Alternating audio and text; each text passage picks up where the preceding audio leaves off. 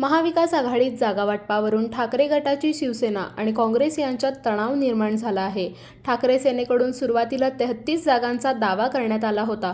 मात्र काँग्रेसकडून जिंकण्याची क्षमता असलेल्या जागांवरच वाटपाचे सूत्र ठरवण्यात आल्याने शिवसेनेला सुरुवातीला केवळ 7 जागांचा प्रस्ताव देण्यात आला होता.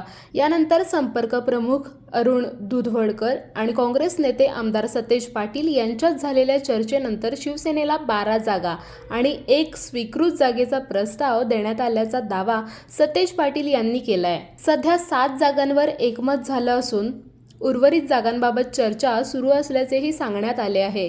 मात्र केवळ 7 जागांची शक्यता समजताच शिवसेनेच्या पदाधिकाऱ्यांमध्ये तीव्र असंतोष पसरला आहे.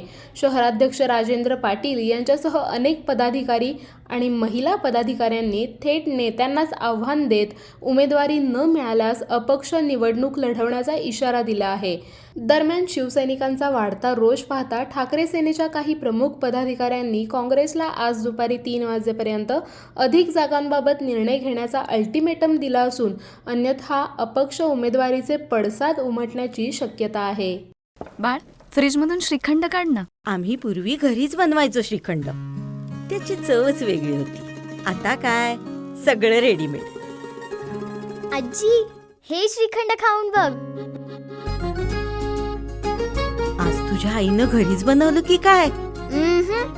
हे आहे गोकुळचं श्रीखंड. अगदी जिभेवर रेंगाळणार. जिभेवरच नाही तर मनावरही रेंगाळणार. गोकुळ श्रीखंड, मनावर रेंगाळणार.